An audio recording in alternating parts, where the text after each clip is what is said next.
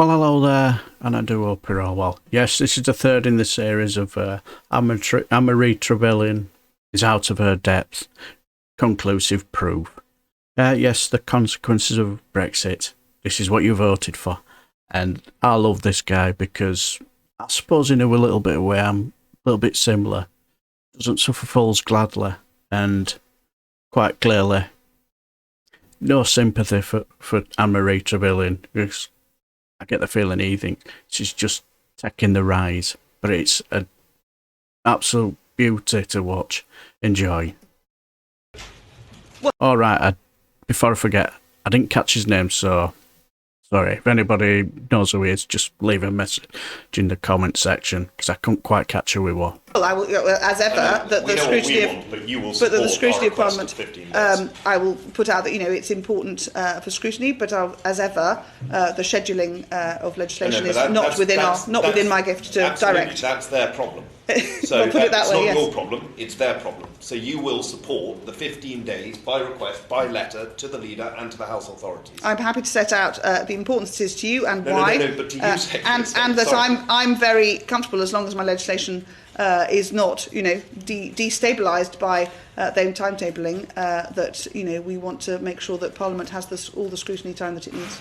But the problem I have, and we had Professor Bartle in front of this committee yesterday. He very eloquently at the beginning of his session said that his role was to advise you and to inform Parliament. Indeed. Do you take his advice?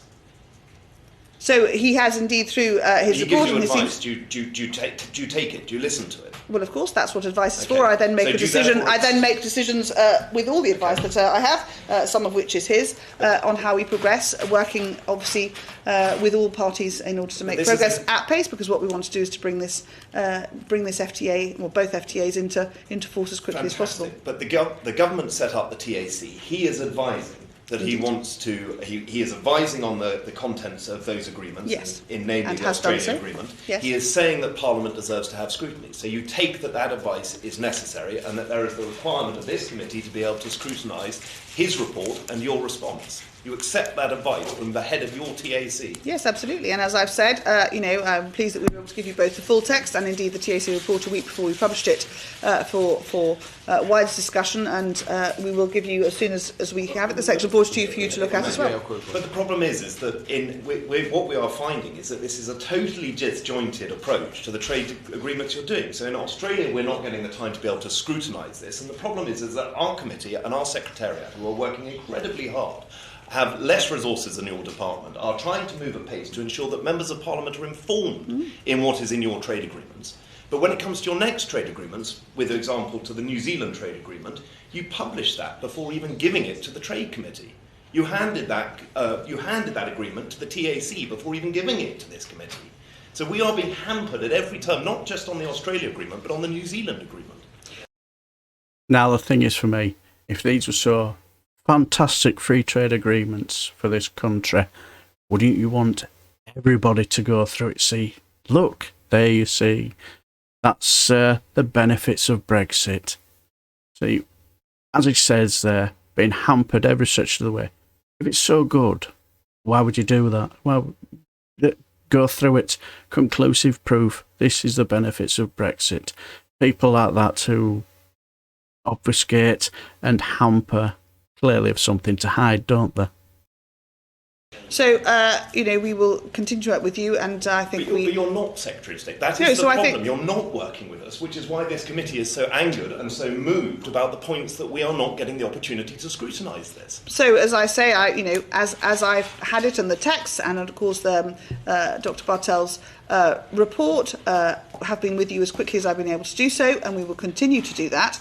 I am someone who very strongly personally believes in the importance of parliamentary scrutiny, and I want to make sure that I can give you all I can. What I cannot do today is give you a timetable because we haven't got to the third session and we don't know that. But you will agree, I think, to. I'm very happy to write, and I will set out absolutely on the 15 days. The writing will include the 15 days. Well, I understand why you're asking for it, and I set that before the parliamentary authorities to ponder, and I want you to have it. But I cannot determine the pace at which they bring their. And respect scrutiny. You say you respect scrutiny. We're trying to do scrutiny. We're trying to play would that be your game, to be honest with you? This is the government saying, we've all signed up to this, and now you're saying, we can't be bothered, and we'd maybe let ponder in Parliament. It's more than ponder in Parliament. They've got to be told what we need, and they've got a timetable that way. And I think that's the request from Mr Russell-Moyle and Mr Magnall as well.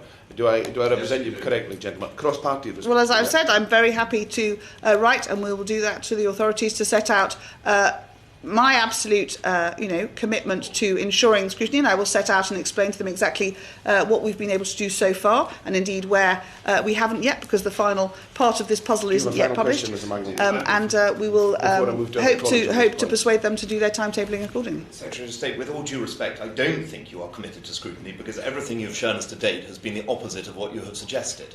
And I just wondered, do you see any point in this committee? I think she deep down would say no.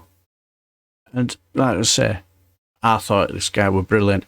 No messing, see straight through the absolute obfuscating and dillying and dallying. It's just painful to watch.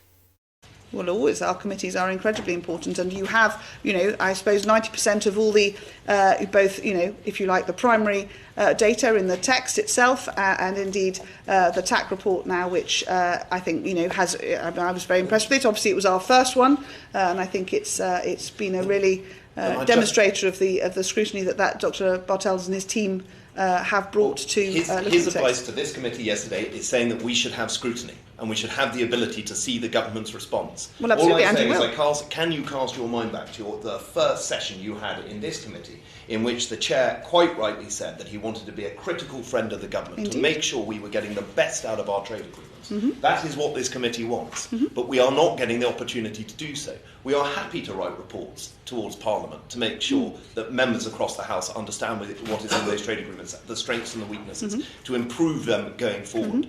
We're not getting the opportunity to do that, and I just wonder whether or not you might care to think what that will do to the quality and the ability of our reports on the trade agreements that we are trying to sign. So, Seems quite reasonable, but you know what's going to happen here.